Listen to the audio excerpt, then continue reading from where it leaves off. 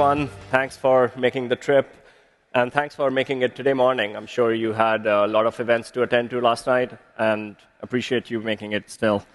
So we'll start with a quick round of introductions of all the panelists, starting with myself. I'm Nishant Sharma. I'm founder of BlocksBridge Consulting. We are a public relations agency for companies in the Bitcoin mining industry. We also operate the minermag.com, where you can get free information on publicly traded mining companies. Frank. Thank you. I am the Colonel Sanders of the crypto mining companies that went public. So I'm the old guy up here on the table and the chairs. I'm Adam Sullivan, the CEO of Core Scientific. We're the leader in digital infrastructure for Bitcoin mining and HPC. We've mined more Bitcoin in North America than any other company. And so we've also created the category of transforming Bitcoin mining facilities into HPC facilities. Good morning. Nazar, co-founder and CEO of Terawulf. We're a zero-carbon Bitcoin miner and AI HPC company. Our background comes from the energy infrastructure space. All right. So we have computing companies here that have been leaders in mining Bitcoin, and now they are looking at other applications as well of the computing infrastructure and expertise they've built. And we would like to know from, or the audience would like to know from you guys, what are you seeing as the current trend with computing in this context? Well, I think the most important part is to get the energy. The value of the energy is so significant, and the value of that energy for Bitcoin mining is different than HPC. Yeah, power right now is extraordinarily scarce. It's driven by energy policy that we've had over the past 30 years in the United States. And so when Bitcoin miners first came onto the grid, this was a massive revelation for intermittent power. And Bitcoin miners were able to take advantage of that. Now with this big shift to HPC and where compute's going, that requires firm generation power, and that's going to require a significant shift in energy policy going forward towards more firm generation. Yeah, if you think about Bitcoin, it's the leader in that confluence of energy and data. So for 11 years, Bitcoin, I think, has been showing globally how important energy can be kind of in the context of a data. And so now we're seeing that even more pronounced within the AI and HPC space.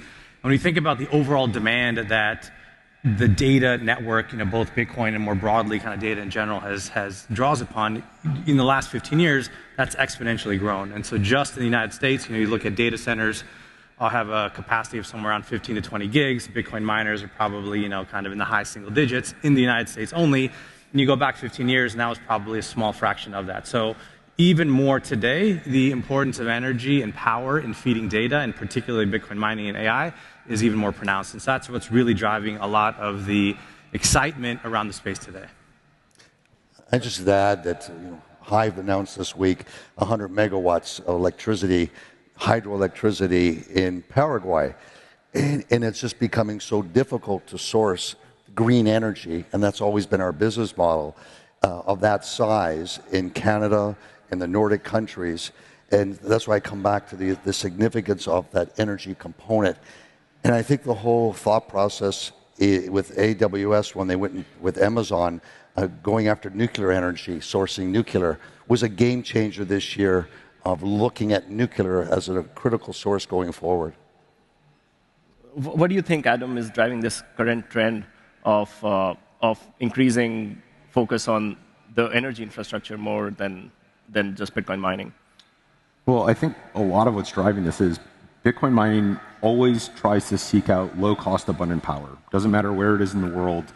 And it's actually taking into focus the fact that we have data transmission lines across the United States and really globally right now.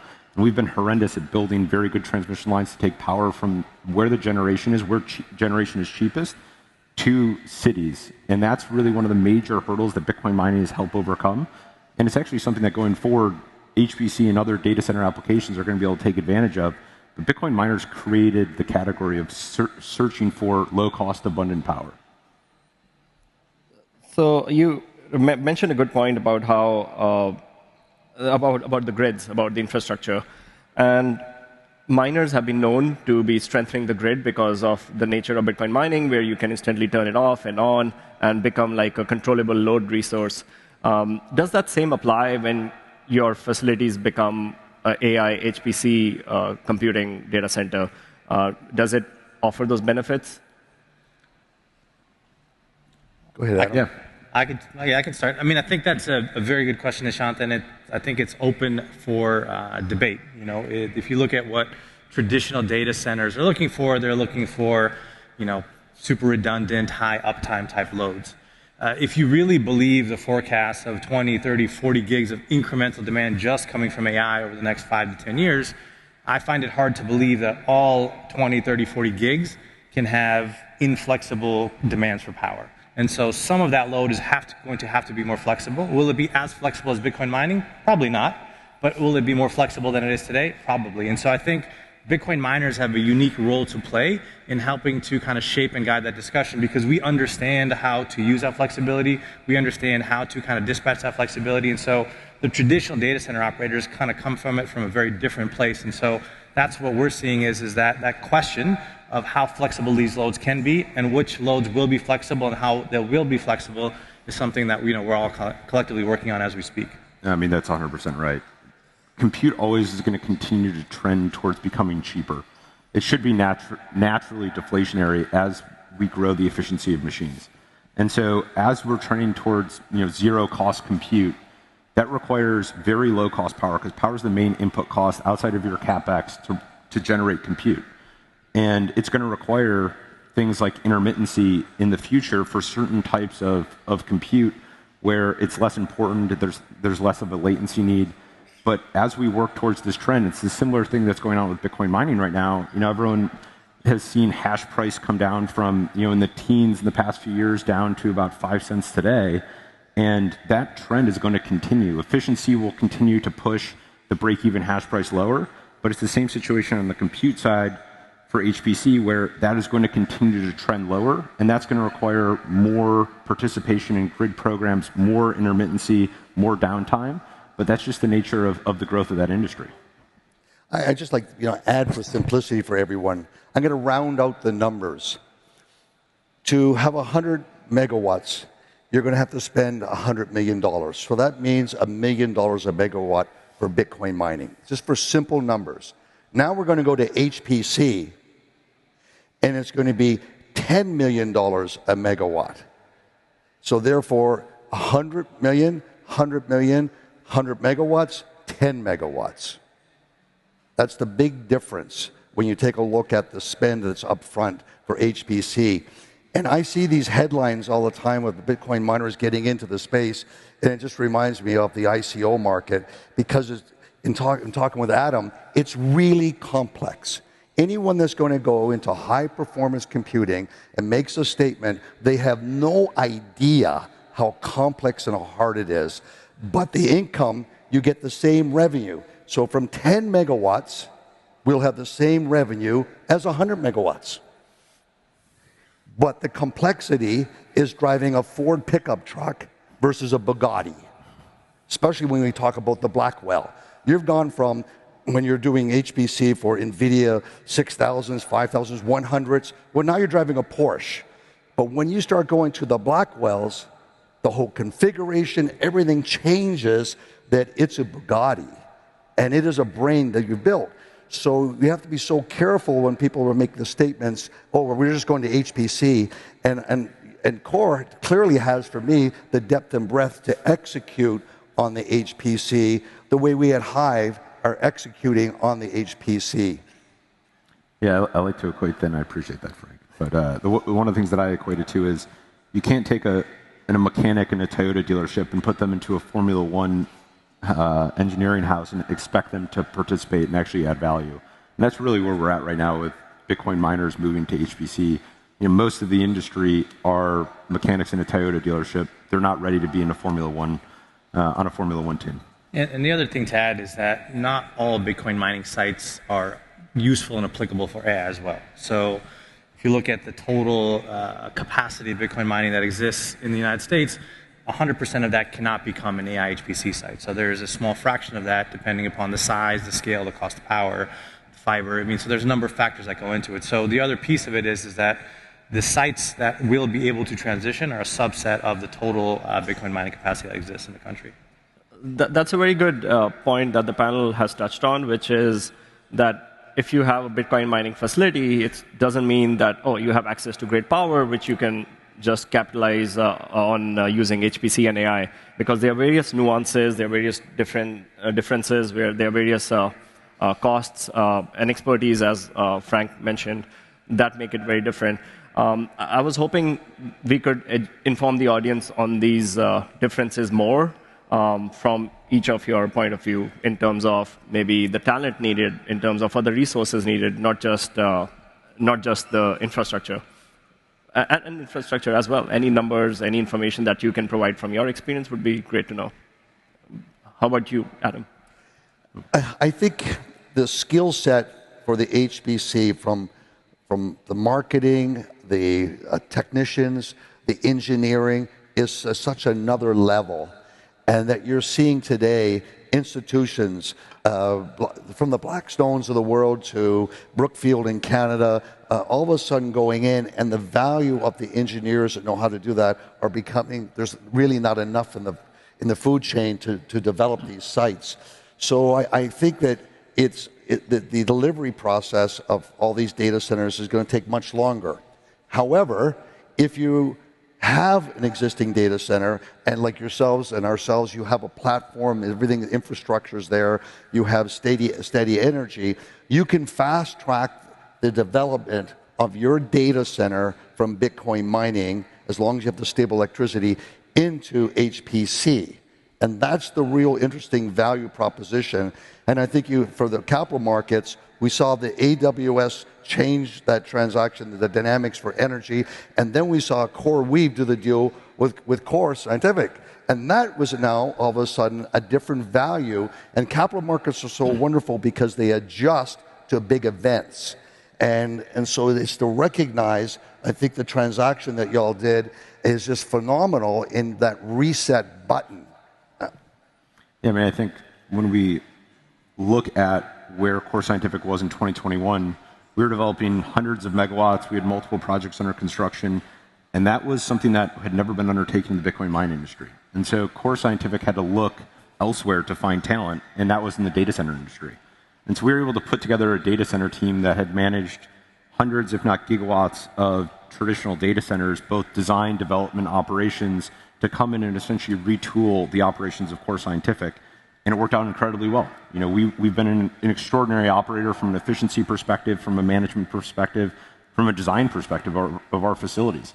And when we started this year in 2024, we were looking at the migration of HPC. We were also looking at, you know, what are the economics of Bitcoin mining at certain facilities, and do we believe these are going to be profitable facilities, you know, 6 years from now, post the next halving, as we look towards the halving in 2032. And part of that drove the conversation to, well, we need to make a decision here about migrating certain facilities to HPC. And we could have never taken on the tasks that we've taken on with the contracts that we've signed with CoreWeave to date. We could have never taken that on without one of the best operations team in the industry, because you could never hire that talent today. If we're actually going to build 100% or 150% more data centers than we have today by 2030, that's going to require talent that this industry has never seen. It requires so many more individuals that you could never assemble that large number of talented individuals to actually come together in a single company. And that's really the differentiating factor for us, is the fact that we were able to bring this team together years ago, and we're not trying to do it in 2024. I mean, I think Frank raised a point on just on the power side of kind of behind the meter at nuclear. You know, the very first Bitcoin miner or any kind of data center behind a meter at the nuclear facility was Terawulf. You know, back in 2021, we were the initial customer at that Susquehanna nuclear facility that Amazon came into just earlier this year. And so I think as we think about it, there's a couple different layers, you know, to this transition. You know, one, obviously, as we've talked about, is power and energy access to scaled power at low cost. And best case scenario, it's zero carbon, you know, which is kind of what we have prided ourselves on, to being able to kind of procure scaled, low-cost, zero carbon power. The second is, you know, I think the data centers that we are all kind of designing and building today are very different than even the data centers that were built 5 years ago.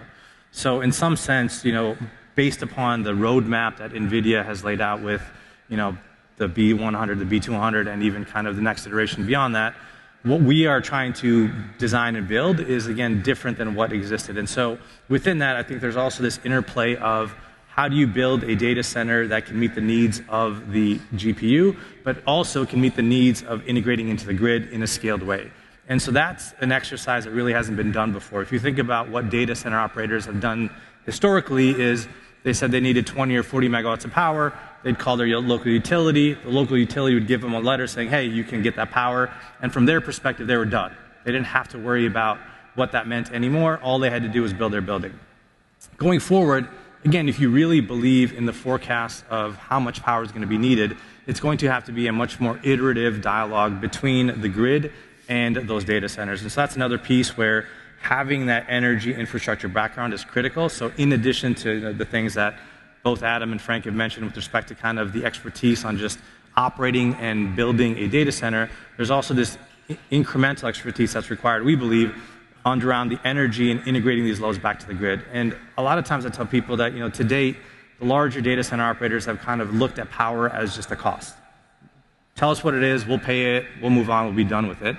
Going forward, I think it's not going to just be a cost issue, it's going to just be the regulators may say, you can't do it here. And we're already seeing that happening in certain parts of the country. So again, the more proactive these large-scale loads are in working with the grid and the grid operators, the easier they're going to be able to grow. And so that's another piece I think people overlook is just how important it is to be proactive in those discussions, in locating those loads. That's a very good point you touched on, Nazar, which is working with the power providers and the perception that they have of your operations. What are you doing? What is Bitcoin mining? Or the stereotypes of Bitcoin mining. I wonder if the same stereotypes also apply if you have an AI HPC data center instead of Bitcoin mining. What has been your experience, all three of you? What have so far been your experience working with regulators or with environmental groups who may have been targeting your mining facility? Do they still feel the same?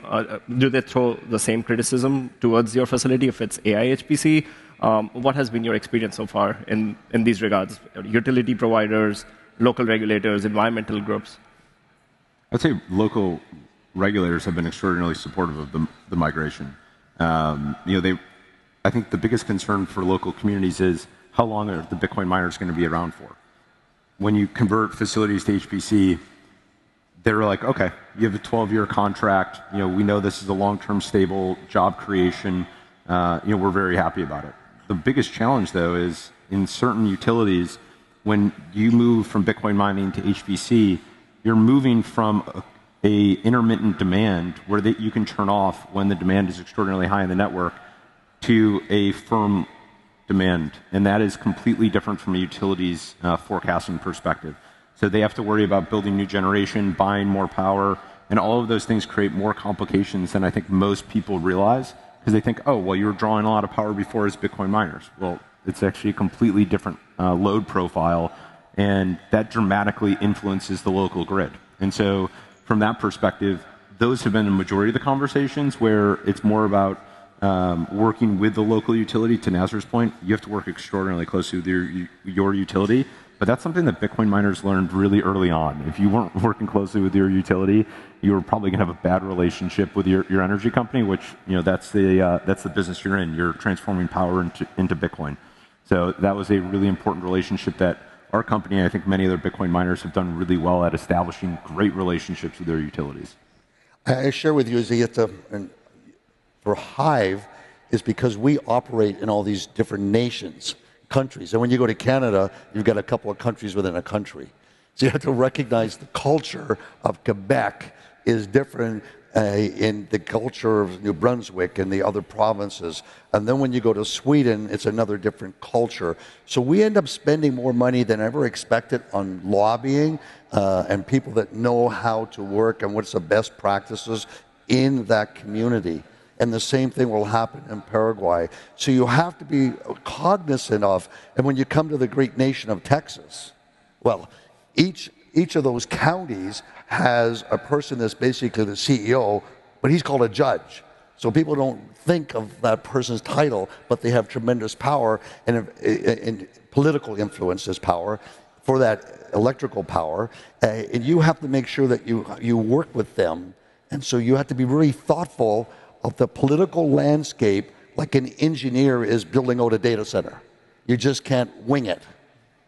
That's a very good point. So Bitcoin miners already have a long experience of working with local utility providers, local regulators, even local communities, and they bring that experience, that relationship to a HPC data center if they enter that space. Now, I would like to talk about one more point before we end the panel, which is where do you see the future? Where do you see the compute power headed in the future? Do you see this trend continuing where more Bitcoin miners pivot to HPC, AI, and maybe even leave mining altogether? Or you see it being, seeing both work together, as Nazar pointed out, where it becomes a load flexible resource because it's a hybrid of both? Or maybe you see Bitcoin mining emerging as more profitable after this AI bull run is over, and maybe ordinals picks up, or there is some other potential for Bitcoin mining, and then everyone's transitioning back to pure play Bitcoin mining. Where do you see that, starting with Frank? I think it's extremely valuable, the decentralized model, and how it evolved. You think of it from Napster. And the concept of it working compared to last Friday of the United Airlines and Delta being centralized with Microsoft, and they have a problem and everyone else has a problem. The decentralized mechanism for Bitcoin, having over 18,000 nodes around the world, has shown the resiliency. So that network is extremely powerful.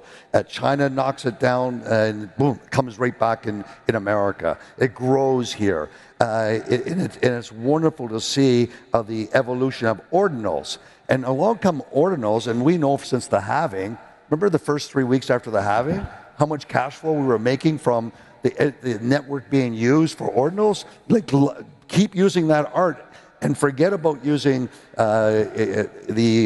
Solana and these other types of coins. It's really, for me, it's the Bitcoin network is the best from that end of it. And I think that we'll continue to be around the world supporting, validating transactions.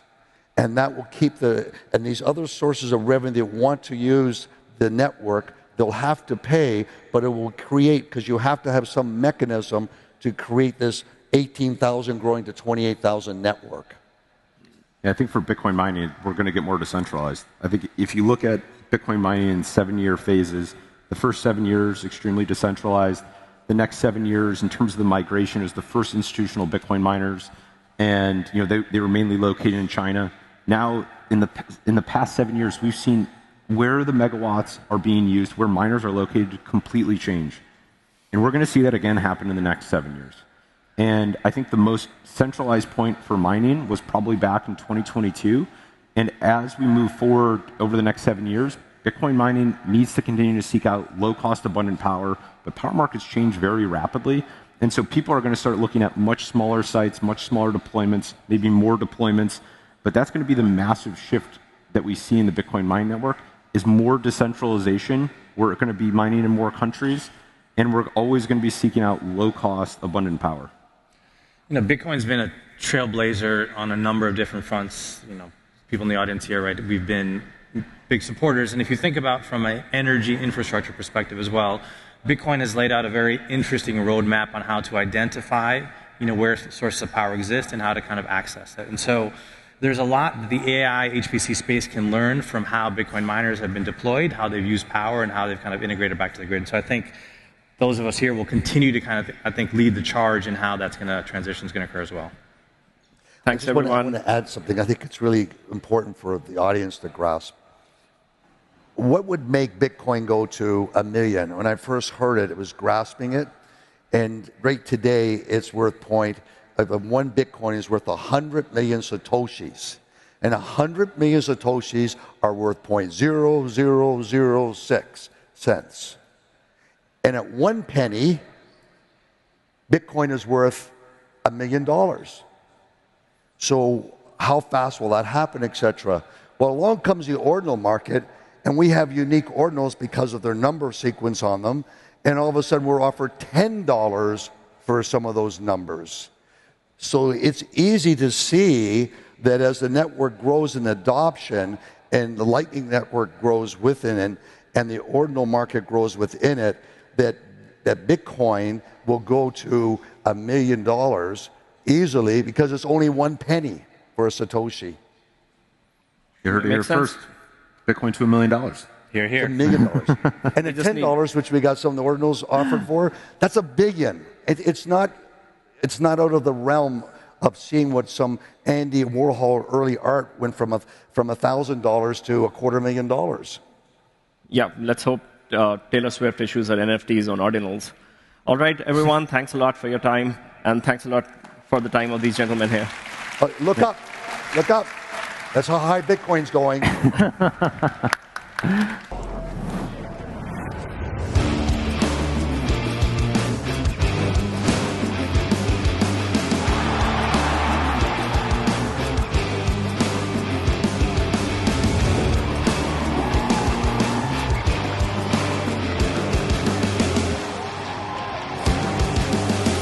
Next year, we are bringing the Bitcoin conference to the American West, Las Vegas. The brightest minds in the world will converge to deliver Bitcoin history.